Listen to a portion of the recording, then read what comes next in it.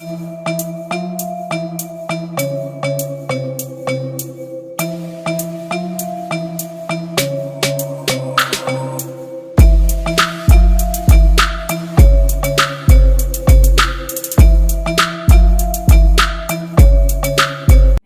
थी which was कि सबसे पहले जो संत तुकाराम महाराज टू बिलीव के आपके अंदर में एक गॉड है, दूसरों के अंदर में भी एक भगवान है, उसको रिस्पेक्ट करना और एक अवेयरनेस ऑफ नॉन डिस्क्रिमिनेशन जिसके लिए वो लड़े। तो कितनी चीजें हैं इस स्क्रिप्ट में जो इसको एक अमेजिंग हिस्टोरिकल बायोपिक बताते हैं। और आदित्य के अंदर में जो पैशन, जिस वे में इन्होंने मुझे बताया, ये स्टोरी सुनाई, and the character, I fell in love with that. So I just want to thank Aditya firstly, and I want to just tell you that he is one of the most passionate, dedicated, committed, attention to detail giving directors. इन्होंने set पे मेरा जो experience था कि सारे actors के साथ में he brought out the best possible performance from each one of us, and the way he has communicated this story with the passion and intensity, and you know what is most beautiful is कि ये कहानी पहली बार हिंदी में बन रही है. So him choosing this subject, putting his heart and soul, his dedication into it, that I think was for all of us on the set, that same passion, that same energy, that same commitment, ये हमारे अंदर से लेके आए. So thank you Aditya for giving me Avli. Secondly, thank you Gautam ji, because you chose this subject. If it wasn't for you, we would not have been here. So Gautam ji chose this beautiful story, and it is a story which has been told Marathi में 2 बार और South में भी, लेकिन ये पहली बार हिंदी में आपने ये choose किया कि कहानी should reach the whole of India and hopefully the world. So such an amazing story, and for choosing that, for bringing us all together, thank you so much. Subodh ji, आपके साथ काम करके you are really a master class in acting. जब मैंने इनके साथ काम किया, मैं जब पहली बार मुझे जब सेट पे मुझे बहुत सारे बर्तन दे दिए और बोले कि मांझो, और ये आए बहुत ही मीठी सी मुस्कान लेके, वो मेरा इनके साथ में पहला एक्सपीरियंस था. तो ये जो कहते हैं ना कि he is the king of biopic, he just ऐसे लगा कि he just embodied that character, he became that soul. और ये मैंने देखा जब, तो मुझे लगता है कि एक तरीके से he brought out my performance on the set by being such an amazing, giving, kind co-star. और जो क्राफ्ट को लेके जो चीजें मैंने सीखी हैं इनसे, शायद ही मैं कोई एक्टिंग क्लास में भी सीख पाती. सो थैंक यू सुबोध जी. तो उन्होंने कुछ मुझे भेजा तो मैं थोड़ा रेडी किया, फिर आदित्य जी के साथ मैं सेटिंग किया. ऑन द स्पॉट जब उन्होंने जो लिख के दिया ना और जो नरेट कर रहे थे, धुन आने लगी. मैं उनको बोला नहीं, मैं शांत रहा और मैं अपने गुरुजी श्री स्वामी समर्थ साहब को भी याद किया कि बचाओ मुझे, कुछ very less time was there. तो मैं प्रेयर कर रहा था और वो नरेट कर रहे थे और धुन आने लगी. तो फिर मैं पूरन जी के साथ मैं बोला, पूरन जी आ जाओ, हम लोग बैठते हैं. तो जैसे वो बोल रहे थे ना, वो ट्यून पार्ट बाय पार्ट आने वाला था. थोड़ा बहुत मैं बना के फिर आदित्य जी को भेजा. फिर उन्होंने बोला मैं आ रहा हूँ, and that was our last sitting. फिर मैं स्क्रैचेस बना के उनको भेजता रहा और उन्होंने इतना अच्छा नरेशन दिया ना मुझे. एक एक सीन उन्होंने नरेट किया, म्यूजिक नरेट किया, सब नरेट किया विद द ब्लेसिंग्स ऑफ संत तुकाराम महाराज जी, स्वामी समर्थ महाराज जी. ये गाना 2 दिन में हो गया. वाओ. 2 दिन में होके मैंने स्क्रैच भेजा उनको. Then I went to the studio, सब म्यूजिशियंस आ गए. फिर मैंने फर्स्ट स्क्रैच भेजा उनको with the rhythm and everything, और I felt I was guided by the spiritual force. मैं गाना बनाया नहीं, और करने वाले वही है, उनके प्रेयर्स है सब हमारे गुरु जी के. ये जो अभी म्यूजिक चल रहा था, ये उसी गाने का पार्ट है. Yes sir. Wow, it is all together creating a माहौल ऑलरेडी. एंड सर, आपने ये गाना गाया है और इसके पहले मराठी गाने गाने का, हिंदी गाने गाने का तजुर्बा तो आपको होगा, मगर एक संत जो मराठी है उनके गाने गाने का तजुर्बा आपको था क्या? आप सबको प्रणाम. ये मेरा परम सौभाग्य है कि मुझे इस ऐतिहासिक फिल्म में गाने का अवसर आदित्य ओम सर ने दिया. निखिल साहब ने इसको कंपोज किया है. इसमें महेश कांटे जी ने भी गाया है, हम दोनों ने साथ में गाया है. शिष्य सर की वॉइस, महेश कांटे जी की वॉइस से. मेरा सौभाग्य है कि सुबोध सर के लिए मैं वॉइस दे पाया. और मराठी मेरे लिए बहुत मुश्किल था, लेकिन आदित्य सर ने मुझे सिखाया कैसे गाना है, तो मुझे आसानी हुई गाने में। ग्रेट। और महेश जी आप बताइए कि इस मूवी में, इसके पहले मराठी का आपको एक्सपीरियंस होगा, मगर मराठी सन के लिए हिंदी में गाना गाना, हाउ वाज द एक्सपीरियंस? सभी को नमस्कार, हम कृष्ण हरि। मैं तो बचपन से ही मराठी भजन गाते आ रहा हूँ और मुझे बहुत अच्छा एक्सपीरियंस था कि पहले तो हमारे सुबोध जी इसमें थे और उनके बहुत मूवीज मैंने जो म्यूजिकली अच्छा है वो देखे हैं, और ये तो बहुत अलग एक्सपीरियंस था। तो बहुत ही मराठी में बहुत ही भजन गाने आते हैं, लेकिन ये हिंदी में जो ट्रैक सर जी ने किया है वो इतना अच्छा है। और अभी यूट्यूब पे जितने भी लोग इसे सुन रहे हैं मुझे बहुत ब्लेसिंग्स दे रहे हैं, और मैं भगवान को ये करूँगा कि सर जी ने मुझे सिलेक्ट किया और आदित्य जी ने मुझे सिलेक्ट किया ये गाने के लिए। तो बहुत अच्छा एक्सपीरियंस है और लोग बहुत खुश है इस गाने। और आदित्य भाई को, शिवसागर को, कि उन्होंने इसमें एक मुझे अच्छा मौका दिया और बड़ा ही पवित्र काम से शुरुआत हो रही है जी।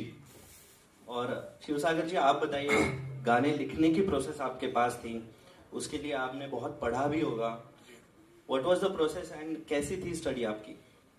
मैं एक फिल्म कर रहा था, लखनऊ में था। आदित्य सर मेरे गुरु है।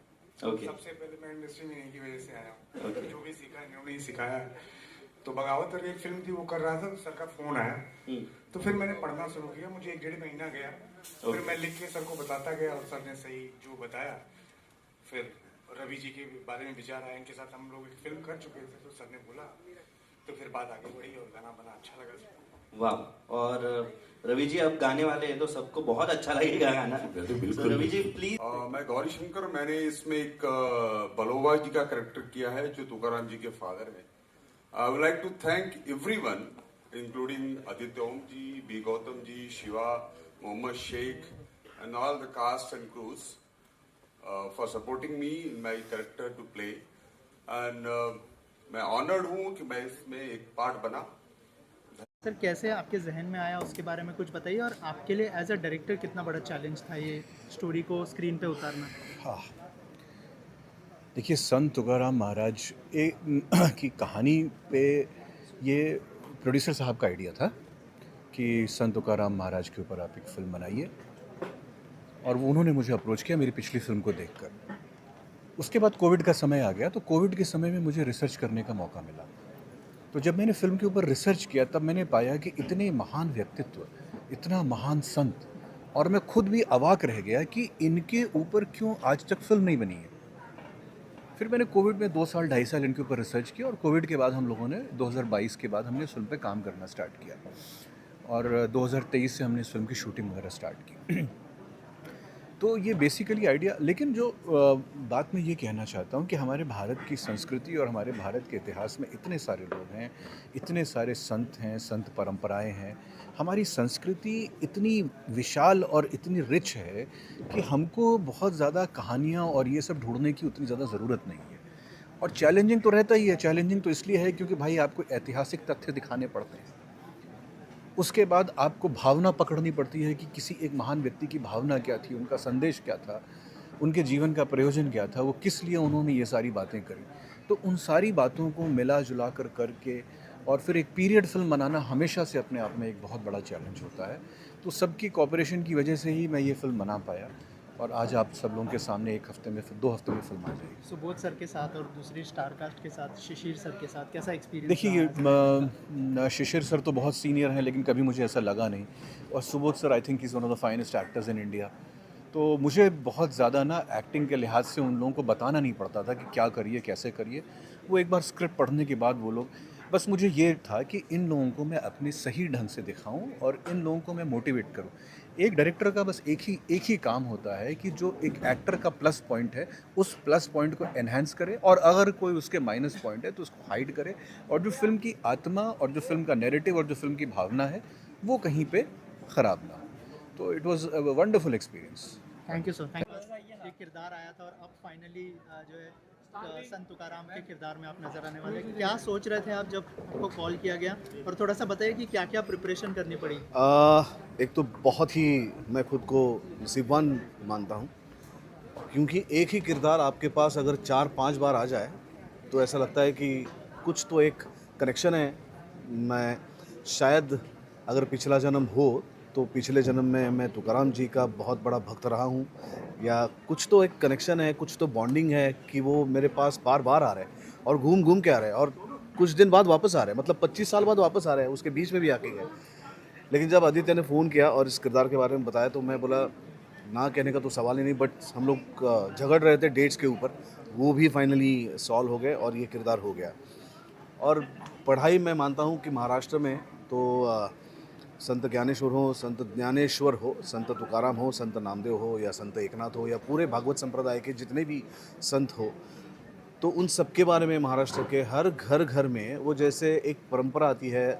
हमारे घर में जैसे दिवाली आती है, जैसे दशहरा आता है, होली आती है, वैसे ये संत भी हमारे घर में आते हैं, तो हम उनको सेलिब्रेट करते हैं। जो वारी इतने सालों से पंढरपुर जा रही है, चाहे वो तुकाराम महाराज जी की हो, ज्ञानेश्वर महाराज जी की हो, तो ये परंपरा ज्ञानेश्वर महाराज जी के बाद नहीं शुरू हुई। ऐसा कहते हैं कि ये हज़ारों साल की परंपरा है, और जिसको ज्ञानेश्वर जुड़े, जिसको तुकाराम महाराज जुड़े जिस परंपरा से, और आज भी लाखों की तादाद में लोग जा रहे हैं पंढरपुर। कल ही आषाढ़ी एकादशी थी और लगभग 20 लाख लोग पंढरपुर गए थे, तो इतने लोग बिन बुलाए जाते हैं।